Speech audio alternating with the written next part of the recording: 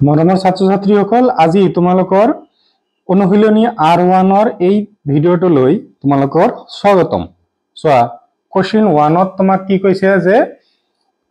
তলৰ কোনটো তোমালোকৰ সমানুপাতত আছে। সো এইবিলাক কি কৰিব এমসিকিউ হিচাপে দিব। এই চাৰিটা অপচনে দিয়া থাকিব কব যে কোনটা তোমালোকৰ সমানুপাতত থাকিব। সোৱা প্ৰথম কোশ্চেন তোমালোকৰ 1 এ কেনেকৈ তোমালোকে চাবা 12:21 দিয়া আছে তলত তোমালোকে 21 দি দিয়া। তুমি কাটাকাটি যেতিয়া কৰিবা কিহেৰে যাব 3 ৰে দিলে 4 বাৰ 3 ৰে দিলে 7 বাৰ তাৰ মানে 4/7 পালা। এতিয়া 32/57 7 নহয় 6 এইটো তুমি 8 ৰে কাটিব পাৰা। 8 ৰে কাটিলে 4 বাৰ 8 ৰে কাটিলে 7 বাৰ তেনেহলে 4/7। তোমালোকে যদি এই দুটা তোমালোকৰ সমান সমান পোৱা তাৰ মানে এইটো সমানুপাতত আছে। এইটো কি সমানুপাতত আছে,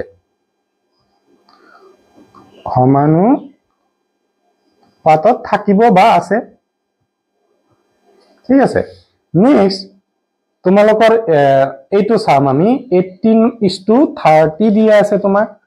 তোমাৰ বি নম্বৰটো। সো এইবিলাক এমসিকিউৰ কাৰণে আহিব, এইবিলাক ডাঙৰ কোশ্চেনৰ কাৰণে নাহে। তোমালোকে জাস্ট কনসেপ্টটো বুজি ললে হ'ল। সো 6 ৰে কাটিলে তুমি 3 বাৰ পাবা, 6 ৰে কাটিলে 5 বাৰ তাৰ মানে 3/5 আৰু তোমালোকৰ কি দি আছে 14/21। এতিয়া তুমি 7 ৰে কাটিব পাৰা 2 বাৰ আৰু তুমি 7 ৰে কাটিলে 3 বাৰ। সোৱা ইয়াতে 3/5 এটো 2/3 এটো নহব, সমান সমান হ'ব লাগিব। ঠিক আছে, নেক্সট তুমি সোৱা 22 কিমান দিয়া আছে 33। তোমাৰ সি নম্বৰত কি দিয়া আছে 22/33। 11 ৰে কাটি দিলা 2 বাৰ, 11 ৰে কাটি দিলে 3 বাৰ 2/3 পালা। নেক্সট তোমাৰ দিয়া আছে 33/24। সোৱা 33 তুমি কাটিব পাৰা 3 ৰে 11 বাৰ, তুমি এইটো 3 ৰে কাটিব পাৰিবা 8 বাৰ। তোমাৰ কি সমান হোৱা নাই, তেনেহলে এইটো তোমালোকৰ সমানুপাতত নাথাকে। নেক্সট তোমালোকৰ দিয়া আছে এইটো ডি নম্বৰ। ডি নম্বৰত কি দিয়া আছে যে 24/28। তুমি যদি কাটি দিয়া 4 ৰে যাব চাগে, 4 ৰে গলে তোমাৰ এইটো 6 বাৰ যাব, 4 ৰে 6 বাৰ এইটো 7 বাৰ। ঠিক আছে, নেক্সট তোমাৰ 20/25 এইটো তুমি 5 ৰে কাটিব পাৰিবা 4 বাৰ, 5 ৰে কাটিলে 5 বাৰ। এইটো তোমালোকৰ নহয়। এই গোটেই কেইটাৰ মাজত এটাই মাত্ৰ হয়, এইটো হল এ অপশন। এমসিকিউ হিচাপে দিয়া থাকিব এইবিলাক। নেক্সট কোশ্চেনটো তোমালোকৰ এমসিকিউ হিচাপে দিয়া থাকিব। তোমাক কৈছে যে তলৰ কোনবোৰ সংখ্যা ক্ৰমে সমানুপাতত থাকিব। সোৱা তলৰ কোনটো তোমাৰ সমানুপাতত থাকিব এইবিলাক আহে। সোৱা তোমালোকৰ কাৰণে মই এমসিকিউ বনাইছো, মানে গোটেই ডিস্ট্ৰিক্টৰ তোমালোকৰ হাফ ইয়াৰলি প্ৰি টেষ্টৰ কোশ্চেন মোৰ লগত আছে, মই দেখাই দি আছো তোমালোকক। এই ইমানখিনি কোশ্চেন তোমালোকৰ আছে আৰু আছে। ঠিক আছে, মই প্ৰতিটো চেপ্টাৰ হিচাপত কেনেকুৱা কোশ্চেন আহিছে সেইটো মই এক্সট্ৰা কৰি লিখিছো, তোমালোকক ভিডিঅ' দিম। তোমালোকে চেনেলটোত নতুন আহিলে চেনেলটো সাবস্ক্ৰাইব কৰি ৰাখিবা, তোমালোকে ভিডিঅ' পাই থাকিবা। সোৱা আমাৰ 2 নম্বৰত কি কৈছে যে সমানুপাতত থাকি না নাই আমাক চেক কৰিব দিছে। সোৱা 2/6 তেনেহলে 2 ৰে কাটিলে 1 বাৰ 3 বাৰ। নেক্সট তোমালোকৰ 6/8 2 ৰে কাটি দিয়া 3/4 হ'ব। নেক্সট তুমি যদি বি নম্বৰত কৰা 10/20 আছে, 10 ৰে কাটিলে 1 বাৰ, 10 ৰে কাটিলে 2 বাৰ। ইয়াতে তুমি কি পালা 30/60। সোৱা 0 0 কেনসেল, 3 ৰে কাটিলে 1 বাৰ, তাৰ পিছত 3 ৰে কাটিলে তুমি 2 বাৰ পাবা। এইটো তোমালোকৰ সমানুপাতত আছে কাৰণ এই দুটা সমান। নেক্সট তুমি সি নম্বৰত কৰা নাপাবা আৰু কাৰণ এটাই থাকে। সোৱা p/pq তুমি যদি কাটাকাটি কৰা p কেনসেল 1 থাকিল, তলত থাকিল q। নেক্সট তোমাৰ আছে p²q আৰু কি দিয়া আছে যে q²। এতিয়া এই স্কয়াৰ আৰু q কেনসেল যাব, মানে ওপৰত তুমি p² পাবা, তলত তুমি কিউ পাবা দুটা সমান নহয় নেক্সট তোমাৰ তো এটো দিয়া আছে ডি তো দিয়া আছে যে 6/20 সোয়া 6 তুমি যদি এটো 2 এৰে কাটা তেনেহলে 3 বাৰ যাব 6 ৰ মাজত আৰু 2 এৰে কাটিলে 10 বাৰ যাব নেক্সট তুমি 4 আৰু 30 কৰা 2 এৰে কাটা 2 বাৰ 2 এৰে কাটিলে 15 বাৰ এনেহলে দুটাৰ লগত মিল নাই ঠিক আছে এটাই মাত্ৰ অপচন শুদ্ধ আছে বি অপচন ঠিক আছে এমসিকিউ হিচাপে আহে এইবিলাক নেক্সট তোমাৰ কি কৈছে যে খালি ঠাই পুৰাব দিছে বৃত্তৰ কালি তোমালোকে জানা পাই আৰ স্কয়াৰ এ মানে এৰিয়া বুজাইছে ইয়াতে বৃত্তৰ কালি এৰিয়া সিম্বল লিখিছে এ যদি এ বাৰে তেন্তে সোয়া এ যদি বাঢ়ি যায় তেনেহলে কি বাঢ়িব লাগিব আৰ ৰ মান বাঢ়িব লাগিব কাৰণ পাইৰ মান আমি জানো ফিক্সড থাকিব 22/7 ই পৰিৱৰ্তন নহয় তেনেহলে পৰিৱৰ্তন কোন হ'ব আৰ এৰ মান বাঢ়িলে আৰ ৰ মান কি হ'ব বাঢ়ে আৰু আৰ যেতিয়া কমি যাব তেতিয়া এও কমি যাব ঠিক আছে ইয়াতে কি হ'ব বাঢ়ে হ'ব ইয়াতে হ'ব কমে নেক্সট তোমালোকৰ ইয়াতে এটা তালিকা দিয়া আছে তোমালোকে যদি ভালদৰে লক্ষ্য কৰা ওপৰত 1 2 3 4 5 6 মানে এক এক কৈ বাঢ়ি আছে তাৰ মানে ইয়াতে 7 হ'ব ইয়াতে 8 হ'ব ইয়াতে 9 ইয়াতে যদি সোয়া তোমালোকৰ 1 ৰ লগত যদি 4 ইনটু কৰো এটো পাবা 1 ইনটু 4 এটো 2 ৰ লগত 4 ইনটু কৰিলে এটো পাবা 3 ৰ লগত 4 ইনটু কৰা 12 পাবা এতিয়া তেনেহলে ইয়াতে কি হ'ব 6 ৰ লগত কিমান ইনটু কৰিব লাগিব 4 তাৰ মানে ইয়াতে 24 হ'ব নেক্সট আমি জানো সিৰিয়ালি গৈ আছে এটো তেনেহলে এনেকৈ যাব 8 ৰ লগত 4 ইনটু কৰিলে তুমি 32 পাবা এতিয়া তলৰ তালিকাটো পুৰা কৰা সোয়া কি আছে তালিকাটোত যে টি আৰু ডি এ দেশ ভাবে বিচৰণ কৰে তাৰ মানে কেনেকৈ বাঢ়ি আছে প্ৰত্যক্ষ মানে তোমালোকৰ ফাৰ্স্টত যে এক বাঢ়িছে তাৰ পিছত কন্টিনিউ এক কৈ বাঢ়ি আছে আৰু ইয়াতে তুমি যদি লক্ষ্য কৰা 4 কৈ বাঢ়ি আছে 4 ৰ পিছত 8 হৈছে 8 ৰ পিছত 12 4 কৈ কন্টিনিউ বাঢ়ি আছে ঠিক আছে তেনেহলে তোমাৰ এইটো হ'ব প্ৰত্যক্ষ ঠিক আছে প্ৰত্যক্ষ যুক্তাক্ষ ঠিক আছে টি যদি 6 হয় টিৰ মান সোয়া টিৰ মান কত 6 আছে ইয়াতে 6 তেনেহলে ডি কিমান হল 24 নেক্সট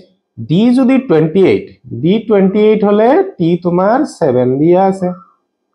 নেক্সট ডি যদি 36 হয় টিৰ মান তোমাৰ 9 সোয়া নেক্সট প্ৰশ্নটো এইটো বহুবাৰ তোমালোকৰ আহে ৰিপিট হয়ে থাকে প্ৰায় ডিস্ট্ৰিক্টত হাফ ইয়াৰলিত নহলে প্ৰি টেষ্টত নহলে ফাইনালত পাবাই সোয়া পি সমানুপাতিক এই চিহ্নটোক তোমালোকক সমানুপাতিক বুলি কোৱা হয় সোয়া কেনেকে ওলাবা বেসিক ফৰ্মুলাটো তোমালোকৰ বহুত সাৰে মুখস্থই কৰা ভ্যালু যদি যেতিয়া চেঞ্জ কৰি দিব তেতিয়া তোমালোকৰ কষ্ট হ'ব পাৰে যদি মান বেলেগ দিব তেতিয়া কষ্ট হ'ব মই এটা কোশ্চেন চাইছিলো নলবাৰী না নগাঁও মই এক্স্যাক্টলি মনত নাই এনেকুৱা দিয়া আছিল ঠিক আছে এনেকুৱা দিয়া আছিল p = 1 proportional 1/q তেতিয়া তোমালোকৰ যদি মুখস্থ মাৰা প্ৰবলেম হ'ব ৰুলটো বুজি লোৱা তোমালোকে লিখি দিবা ইকুৱেলৰ ঠাই কি প্ৰপেশনাল ঠাইত বা সমানুপাতিক চিহ্নৰ ঠাইত সমান সমান বহাবা আৰু তোমালোকে ক্লাস 9ত পাইছা যে সমানুপাতিকৰ ঠাইত সমান সমান লিখিলে এটা ধ্ৰুৱক লিখিব লাগে সাপোজ আমি ধৰি ললো k টো ধ্ৰুৱক ঠিক আছে এতিয়া আমাক কোশ্চেনটোত কি দিয়া আছে যে p ৰ মান 6 হলে q ৰ মান 30 p ৰ মান 6 দিয়া আছে তেনেহলে q ৰ মান তোমাক কি হ'ব 30 তেনেহলে k * 30 সোয়া k টো থাকি গল 6 ৰ তলত কি আহিব 30 আহিব পূৰণ আছে যেহেতু হৰণ হ'ব এটো সাইডত 6 ৰে কাটা একবাৰ ইয়াতে 5 বাৰ তাৰ মানে k ৰ মান তুমি কি পালা 1/5 এতিয়া নেক্সট এই লাইনটো আকৌ লিখি লোৱা যে p = kq এতিয়া আমাক দ্বিতীয় বস্তুটো আমাক কি দিয়া আছে এটা আমি চাম p ৰ মান যদি 2 হয় তেনেহলে q ৰ মান p ৰ মান 2 হলে 2 বহাই দিয়া এতিয়া k ৰ মান আমি পাইছো 1/5 ইনটু কিউ চোৱা তোমাৰ এই 5 টো তলত দিয়া আছে তেনেহলে এইটো সাইডত ওপৰত আহি যাব মানে k = 10 হ'ব সৰি q = 10 হ'ব আৰু তোমালোকে এনেও বুজি পাবা যে p ৰ মান 6 দিয়া আছে কিমান গুণ বাঢ়িছে 5 গুণ তেনেহলে ইয়াৰ 5 গুণ কৰি দিয়া 10 ঠিক আছে কিন্তু এইটো কোশ্চেনে খালি যদি মই ঘূৰাই দিও যে 8 আমাক 8 নিদি 8 দিয়া আছে ঠিক আছে তেতিয়া কি হ'ব চাবা আমি কি কৰিম যে p = k1/q সাপোজ এইটো দিয়া আছে p ৰ মান 6 হলে q ৰ মান কি হয় 30 হৈ যায় ঠিক আছে চোৱা তেতিয়া কি হ'ব চোৱা তলত আছে এইটো তেনেহলে এইটো সাইডত আহি কি ওপৰত উঠিব বা ইনটু হ'ব q ৰ মান আমাৰ ইমান হয় আমি ইনটু নকৰিলো আকৌ এইটো লাইন লিখিম যে p = k1/q তেতিয়া তুমি কি পাবা সো p ৰ মান তুমি 2 বহাই দিয়া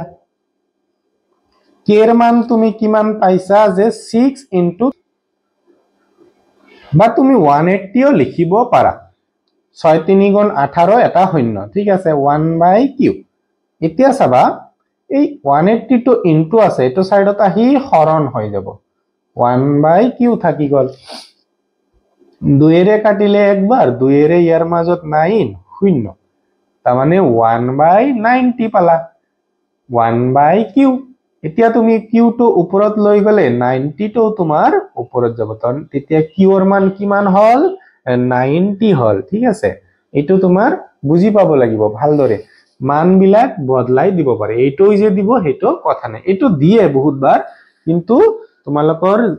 যেহেতু কনসেপ্টৰ ওপৰত কোশ্চেন আহে তোমালোকে ভালদৰে বুজি লব লাগে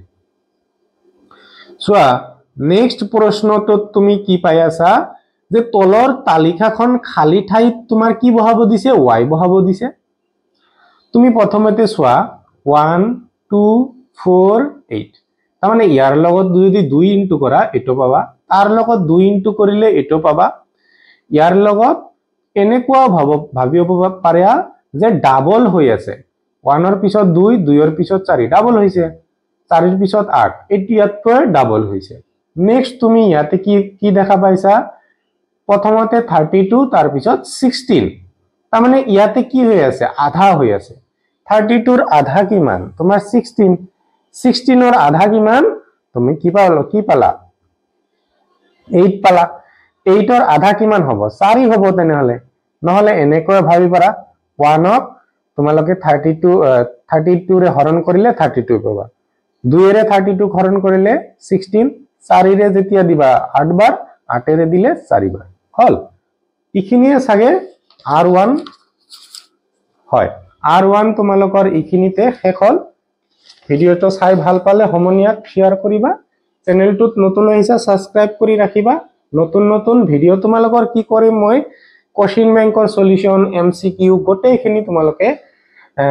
ৰেগুলাৰ বেসিছত পাই থাকিবা ঠিক আছে তোমালোকৰ নিজৰ সমনিয়াকো চেনেলটো তোমালোকে শেয়াৰ কৰি দিবা